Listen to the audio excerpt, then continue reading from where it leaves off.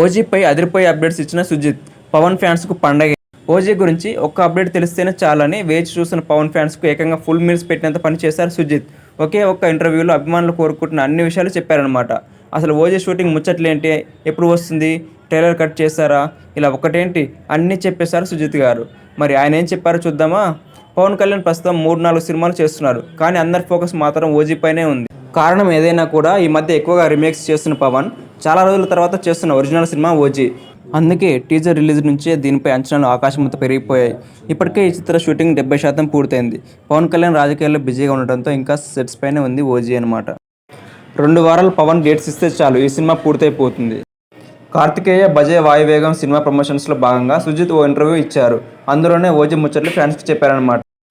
టైటిల్లోనే Japanese link చూపించారు సుజిత్. ఇప్పుడు దీనిపై క్లారిటీ ఇచ్చారు.